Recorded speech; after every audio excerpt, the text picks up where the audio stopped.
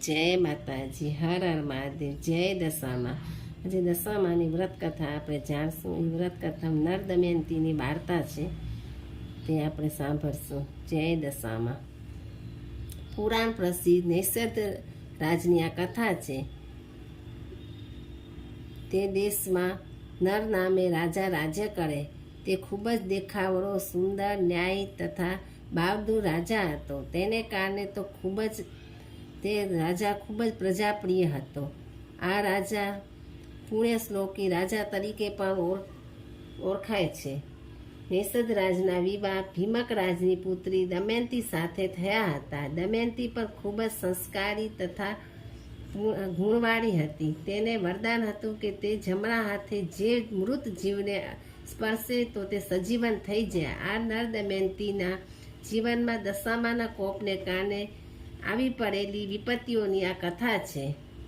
એક સમયની વાત છે. રાજા નળ સવારમાં નાહી ધોઈને રજવાડી વસ્ત્રાલંકાર ધારણ કરી દરબારમાં ગયો અને રાણી દમયંતી મહેલના એક ઝરૂખામાં બેસીને સરોવર તરફ જઈ રહી હતી. તે સમયે તેને જોયું તો સરોવરને કિનારે નગરની સ્ત્રીઓ સોળે શણગાર સજીને હાથમાં પૂજાનો થાળ લઈને આવતી હતી. આ માટે રાણી દમયંતીએ પોતાની દાસીને તપાસ કરવા મોકલી. દાસીએ જઈને તપાસ કરી અને જાણી લાવી કે નગરની આ સ્ત્રીઓ દશામાનું વ્રત કરવા માટે આવી છે. આ વ્રત માટે દશામાનો દોરો બાંધવો પડે. શ્રાવણ માસના સૂતરના 9 તાર ભેગા કરવા અને 10મો દોરો પોતાના લુગડાનો સૂતરનો તાર ભેગો કરી 10 તારનો દોરો બનાવી દશામાન નામનું વ્રત કરી બાવડે બાંધવું. આ દશાફળના દોરાનો પ્રભાવ વડે માણસની મુશ્કેલીઓ દૂર થાય છે, તેમજ મનોવાંછિત ફળની પ્રાપ્તિ થાય છે અને એના આદર સત્કાર થાય છે. અને એ દોરાનો અનાદર કરવાથી અનેક પ્રકારના વિપત્તિઓ આવે છે. તેથી જ્યારે રાણી દમયંતીએ દશાફળનો દોરો લેવા દાસીને મોકલી ત્યારે ત્યાંની સ્ત્રીઓ દાસીને કહ્યું કે હે દાસી, રાણી વ્રત લે તેમાં કોઈ વાંધો નથી, પણ આ વ્રતનું અધૂરું ન રખાય. વળી આ દશાફળનો દોરો સાચવવો પડે. જો ન સચવાય તો દશામાનો ક્રોધ સેવો પડે છે.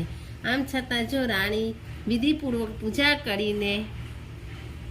કરી શકે અને વ્રત ઉપવાસ એકટાણા કરી શકે તથા તન મનને પવિત્ર રાખીને દશામાન વ્રત કરી શકે તો તમે આ દશાફળનો દોરો લઈ જાઓ. દાસીને વ્રતની વિધિ નગરની સ્ત્રીઓ પાસેથી સમજી લીધી અને દશાફળનો દોરો લઈ આવીને રાણી દમયંતીને આપ્યો. આ 9 તારનો દોરો હતો અને તેણીને વસ્ત્રમાં 10મો તાર નાખી ધૂપ દીપ વડે દોરાનું પૂજન કરીને જમણા હાથે બાવડે દોરો બાંધી દીધો અને ખૂબ શ્રદ્ધાપૂર્વક વ્રતની વિધિ પણ સમજી લીધી. પણ એવું બન્યું કે સાંજે રાજા નર મહેલ પર આવ્યો. તેણે રાણી દમયંતીને બાવડે દોરો બાંધેલો જોયો અને દોરા વિશે પૂછ્યું. રાણીએ ખૂબ જ હર્ષપૂર્વક દશામાની વ્રતની વાત કરી અને વ્રત કરવાથી મળતી સિદ્ધિની પણ વાત કરી. રાજાએ ગર્વથી કહ્યું, રાણી, આપણે તો રાજવૈભવ છે જ, આપણે શા માટે આ પ્રકારનો દોરો બાંધવો પડે? આમ બોલીને રાજાએ દોરો તોડી નાખ્યો અને અગ્નિમાં તે દોરાને બાળી નાખ્યો. દશાફળના આ દોરાને અપમાનથી દશામાં રાજા નર ઉપર કોપાયમાન થયા. આથી તેમને દેશની ખૂબ જ સમૃદ્ધિ ઘટવા લાગી, દુકાળ પડવા માંડ્યો અને લોકોને પણ ખૂબ દુઃખી થઈ ગયા. વળી વારંવાર દુકાળ પડવા લીધે રાજ્યનો ખજાનો પણ ખાલી થઈ ગયો અને કલીએ નર રાજાનું રાજ્ય પણ જીતી લઈને તેને રાજા અને રાણીને રાજ્ય બહાર નીકળી જવાનો હુકમ કર્યો. આ પ્રમાણે દેશવટો મરવાથી લીધે બંને ખૂબ દુઃખી થયા. તેઓ પગે ચાલતા પોતાના રાજ્યની હદ બહાર નીકળી ગયા. રાજા રાણી પર દશામાનો કોપ ઉતરતા તેમને ભીખ માંગવાનો વારો આવ્યો. આ પ્રમાણે પગે ચાલી નીકળ્યા. ત્યારે નર રાજાને બેનનો દેશ યાદ આવ્યો, પણ દશામાના કોપના પ્રભાવે બેન પણ ભાઈ ભાભીને ઓળખી શકી નહીં. તેને ભીખ માંગનારને મોકલે તે રીતે એક માટીના વાસણમાં ખીચડો ખાવા મોકલ્યો. આથી નર રાજા ગુસ્સે થયો અને તેને ખીચડાનું વાસણ નગર બહાર ખાડો ખોદીને દાટી દીધું અને ત્યાંથી તે બંને ચાલી નીકળ્યા. આ પ્રમાણે પગપાળા ચાલતા જતા અનભૂખના તથા દુઃખથી પોતાના રાજા રાણી કનકાવતી નગરને તે પાદરે આવી પહોંચ્યા. આ નગરને પાદરે મોતીસર નામનું તળાવ હતું. રાજા રાણી ત્યાં કિનારે બેઠા. ખૂબ ભૂખ લાગી હતી, તેથી રાજાએ તળાવમાંથી 5 માછલીઓ પકડી લાવીને દમયંતીને આપી. દમયંતીએ માછલીઓ ડાબા હાથમાં પકડી રાજાને કહ્યું હતું કે માછલીઓ ધોઈને તૈયાર રાખ, તેવામાં હું નગરમાં જઈને રોટલા ખીચડી વગેરે ખાવાનું લઈ આવું. રાજા એમ કહીને નગરમાં રોટલા ખીચડી લેવા ગયા. કનકાવતી નગરના નગર શેઠ ગરીબો તથા ભિખારીઓને ભોજન કરાવતા હતા. દેશદ દેશનો રાજા નર પણ ત્યાં શેઠ પાસે ગયો. શેઠને સુખ દુઃખના ખૂબ વાત કરી અને શેઠે એક મોટું વાસણ ભરીને રાંધેલા ચોખા આપ્યા. રાજાએ આ ચોખાનું પાત્ર લઈને મોતીસર સરોવર તરફ આવવા નીકળ્યા. એવામાં આકાશમાં ઉડતી એક સમરીએ પાત્ર પર થપાટ મારી અને પાત્ર પોતાના 2 પગ વચ્ચે પકડીને ઉડી ગઈ. આ પ્રસંગથી રાજા ખૂબ નિરાશ અને દુઃખી થયો અને તેને ઊંચા આકાશ તરફ નજર નાખી તો રાંધેલો ભાતનો એક દાણો તેના મોં પર પડ્યો અને તેની મૂછ પર ચોંટી ગયો. તેણે આવીને આ વાત રાણીને કરી, પણ રાણીએ મૂછ પર ચોંટેલા ભાત જોઈને માન્યું કે રાજા પોતે જ ખાઈ ગયો છે. પણ ભલે ને રાજાએ ખાઈને પોતાની ભૂખ छिपाવી, પણ રાજા જૂઠું શા માટે બોલતા હશે? બીજી બાજુ રાજાના નગરમાં ગયા પછી રાણીએ માછલીઓ ધોવા માટે તળાવમાં પ્રવેશ કર્યો. રાણીના જમણા હાથમાં અમરવેલ હતી. રાણી જમણા હાથે જેને અટકે તે મૃત પણ જીવિત થઈ જાય. આ મૃત માછલીઓને ધોવા જતાં ભૂલથી રાણીના જમણા હાથથી હથેળીમાં માછલીઓને સ્પર્શ થયો અને માછલીઓ જીવતી થઈને સરોવરના જળમાં જતી રહી. રાજા જ્યારે આવ્યા ત્યારે રાણીએ આ વાત રાજાને કહી, પણ ભૂખથી વ્યાકુળ થયેલા રાજાએ આ વાત સાચી ન માની અને તેણે માન્યું કે રાણી મને એકલા મૂકીને આ માછલીઓ ખાઈ ગઈ છે. તેણે ગુસ્સામાં રાણીને કહ્યું, હવે તું મારી રાણી નથી, તું ખૂબ સ્વાર્થી છે. પણ રાણીએ ખૂબ સમજાવ્યું. રાજાએ માન્યું નહીં. રાજાની એ સમજમાં ના આવ્યું કે આ બધું દશામાના કોપને કારણે બન્યું છે. નિર્દોષ રાણી ઉપર તેને ખૂબ જ ગુસ્સામાં કઠોર વચનો કહ્યા. આમ તો રાજા અને રાણી પર ખૂબ જ પ્રેમ હતો, પણ આ પ્રસંગથી બંનેને ગેરસમજ થઈ. રાજાએ ગુસ્સામાં આવીને રાણીને છોડી દેવાનો વિચાર કર્યો. રાત પડી. રાજા રાણી બંને ભૂખ્યા પેટે સૂઈ ગયા. પણ અડધી રાતે રાજા નરના મનમાં ખરાબ વિચાર આવતા તે રાણી દમયંતીને જંગલમાં એકલી છોડીને ચાલી નીકળ્યો. રાજા ઘોર જંગલમાં આગળ જઈ રહ્યો હતો. એવામાં એને જોયું તો જંગલમાં દવ લાગ્યો હતો. એ દવમાં એક સાપ બળી રહ્યો હતો. સાપ બચાવો બચાવોની બૂમો પાડતો હતો. રાજા નરને આગમાં નહીં બળવાનું વચન હતું, તેથી તે દાવા નરમાં દોડી ગયો અને તેને સાપને બચાવ્યો.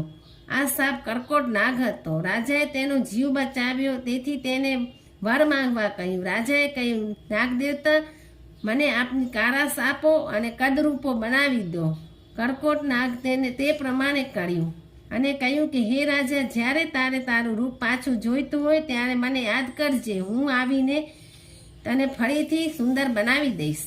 ત્યાંથી આગળ જતા ઋતુ પર રાજાના રાજમાં નર રાજા આવી પહોંચ્યો. રાજા નરને અશ્વમેઘનું જ્ઞાન હતું અને તે અશ્વમંત્ર પણ જાણતો હતો. તેથી તે રાજાની ઘોડામાં ઘોડાની ચાકરી નોકરીમાં રોકાયો. તેની પાસે એવી વિદ્યા હતી કે ગમે તેવા ટાયરા ઘોડાને તે જોરાવર કરી શકે અને માંદા ઘોડાને કાનમાં પણ મંત્ર ફૂંકીને પવન વેગી બનાવી શકે. વળી તેના હાથમાં અગ્નિ વિદ્યા હતી કે હથેળી ઉપર મૂકીને આગ વગર તે ગમે તે રસોઈ પકાવી શકે. આમ રાજા નરને ત્યાં નોકરી મળી ગઈ. બીજી બાજુ આ ભયાનક જંગલમાંથી જાગી અને નર રાજાને ન જોતા ખૂબ જ હૈયાફાટ રુદન કર્યું અને નરને એમ બૂમો પાડતી રાણી દમયંતી દોડતી દોડતી એક નગર પાસે આવી પહોંચી. આ તો તેનું પિયર હતું. તેણે એક દાસીને બોલાવી, પણ દશામાના કોપને કારણે દાસી દમયંતીને ઓળખી શકી નહીં. તેના માતા પિતા પણ તેને ઓળખી શક્યા નહીં અને મા બાપને ઘેર જ પોતે દાસી તરીકે નોકરી કરવા રહી. અહીંયા રસોઈ બનાવવાનું, માથું ગૂંથવાનું અને સેવા કરવાનું કામ સોંપવામાં આવ્યું, પણ તેને કોઈ ઓળખી ન શક્યું કે આ દમયંતી જ છે. દમયંતીએ પણ દશામાના કારણે કોઈને ઓળખાણ પણ આપી નહીં. આ પ્રમાણે સેવા ચાકરી કરતાં કરતાં દમયંતીને પણ પોતાના પિયરમાં 1 વર્ષ વીતી ગયું. દિવાસાનો દિવસ આવ્યો અને રાણી દમયંતી જે અન્યાય દોરો દાસી આગળ મંગાવ્યો હતો અને એ દોરો છે તે કાઢી મૂક્યો હતો. એ દશાફળનો દોરો લઈને દશામાનું વ્રત લીધું. આ દિવસે તેની માતા જે રાજરાણી હતા તે સ્નાન કરવા બેઠા અને પોતાનો નવલખો હાથ દમયંતીને સાચવવા આપ્યો. તેણે દાસી રૂપે રહેલી દમયંતીને પિત્તળનો ડેગડો આપીને પાણી લાવવા કહ્યું. દમયંતીએ નવલખા હારને ટોડલે લટકાવ્યો અને ડેગડો લઈને પાણી લેવા ગઈ, પણ પાણીની ટાંકીમાં જેવો ડેગડો બોળ્યો કે ડેગડો અલોપ થઈ ગયો. વળી ટોડલે મૂકેલો હાર પણ ગુમ થઈ ગયો. આથી દાસી રૂપે રહેલી દમયંતી પર ચોરીના આરોપ આવ્યા. તેની માતા જે રાજરાણી હતી તેને ખૂબ ગુસ્સો આવી ગયો.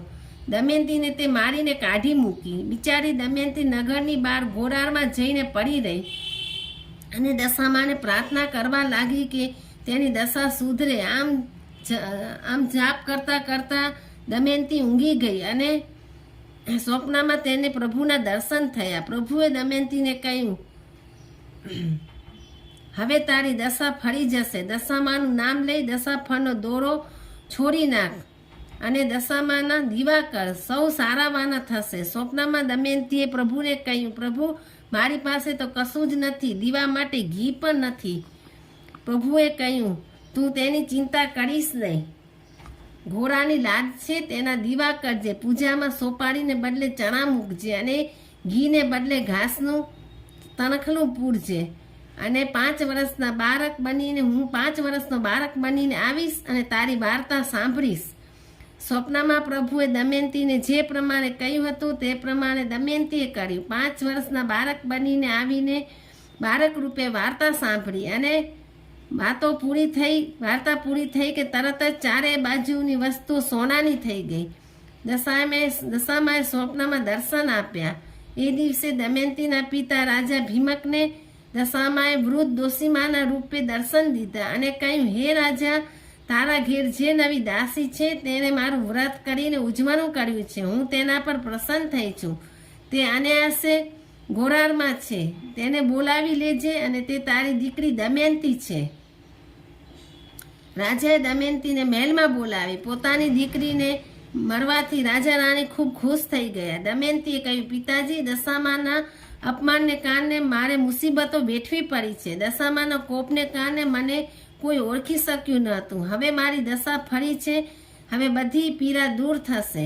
રાણી દમયંતી પોતાના પિયરમાં આનંદથી રહેવા લાગી, પણ તે તો સતી હતી. રાજા નર વગર તેને ચેન પડતું ન હતું. તે રાજા નરને યાદ કરતી અને ક્યારે નરના સમાચાર આવશે તેની રાહ જોતી હતી, પણ રાજા નરને ક્યાંય પતો ન મળતા દમયંતીએ તેના પિતાને રાજા ભીમકને કહ્યું કે તેનો ફરી વિવાહ કરવાના વિચાર કર્યો.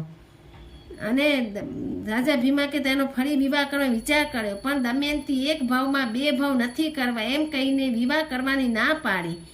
આમ છતાં નરને શોધવા તેણે એક યુક્તિ કરી. તેણે કહ્યું, મારો સ્વયંવર રચો એટલે દેશના રાજાઓ આવશે. એમાં હું નરને ઓળખી કાઢીશ અને તેને સ્વયંવરની વરમાળા પહેરાવીશ.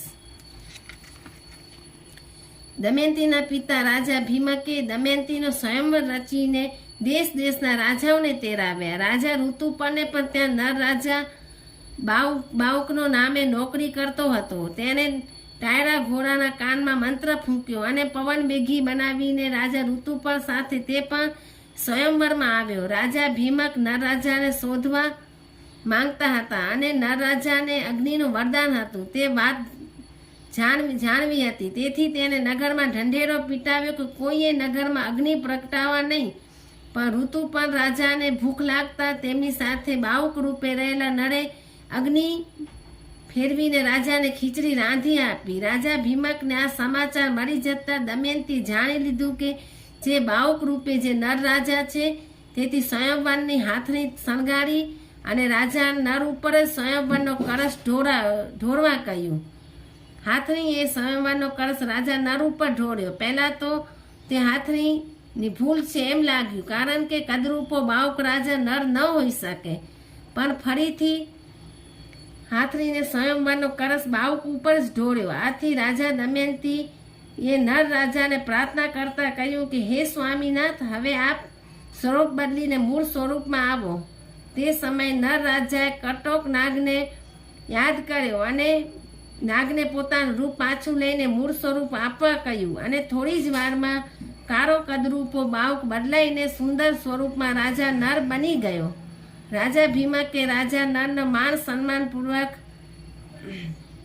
એને સુવર્ણ મોરો આપી તથા હાથી ઘોડા વગેરે આપ્યા. દશાફળના દોરાના કારણે તેને વ્રતને લીધે તેમની દશા થઈ હતી. તે રાજા નર રાણી દમયંતી સાથે નૈષેધ દેશ તરફ જવા પાછા ફર્યા અને દશા એમના ઉપર સુધરી ગઈ અને દશામાં રાજી થયા.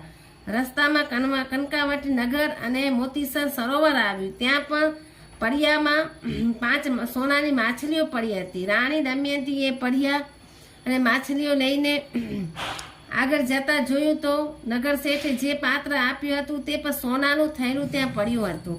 આ પ્રમાણે દશામાની કૃપા થતાં કષ્ટ નિવારણ થયું અને બધું સારું થવા લાગ્યું. રસ્તામાં નર રાજાની બેનનો દેશ આવ્યો. ત્યાં આવતા બેને ભાઈ ભાભીને ખૂબ માનથી બોલાવ્યા અને જમવા બેસાડ્યા. નર રાજાએ જમતી વેળા એક કોળિયો સોનાની વીંટી પર મૂકવાનું શરૂ કર્યું અને બીજો કોળિયો મોંમાં. તેની બેને કારણ પૂછ્યું. નર રાજાએ કહ્યું, આ માન અને આ નથી મળ્યું, પણ આ ધન સંપત્તિને લીધે માન સન્માન છે. જ્યારે મારા ખરાબ દિવસો હતા ત્યારે તમે મને ખીચડી જમવા આપ્યા હતા. ત્યાં બધાને લઈ જઈને ખોદું તો ખીચડી ભરેલું પાત્ર સોનાનું થઈ ગયું હતું. તે રાણી દમયંતીને સમજાવ્યું કે જે પહેલાં બન્યું હતું તે દશામાના કોપને લીધે, એટલે કે દશામાનું વ્રત કરીને દશામાના કૃપા પાત્ર બનવું જોઈએ. પોતાના નગરમાં પાછા ફરતા કલીએ રાજે પાછું સોંપ્યું. રાજા નર અને રાણી દમયંતી પર દશામાની કૃપા થતાં તેઓ ફરીથી રાજ સુખ ભોગવીને ખૂબ સુખ શાંતિ અનુભવવા લાગ્યા. રાણી દમયંતીને દશાફળનો દોરો લઈને દશામાનું વ્રત લીધું અને દશામાં તેના પર પ્રસન્ન થયા. તેવી જ રીતે હે દશામાં બધા ઉપર પ્રસન્ન થજો અને જે પ્રકારની કૃપા વરસાવીને તેમની વિપત્તિઓ દૂર કરી તેમ સૌની પર કૃપા કરીને વિપત્તિઓ દૂર કરજો. હે દશામાં બધાનું ખૂબ ભલું કરજો.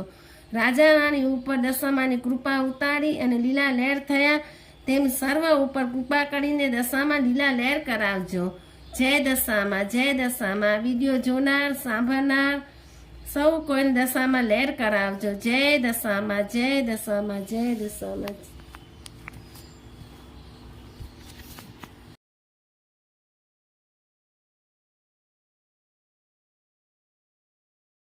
જય શ્રી કૃષ્ણ. તમને આવી ધાર્મિક કથા વાર્તાઓ સાંભળવી હોય તો આ મારી ચેનલને લાઈક કરો, શેર કરો અને સબસ્ક્રાઈબ કરો. જય માતાજી. હર હર મહાદેવ.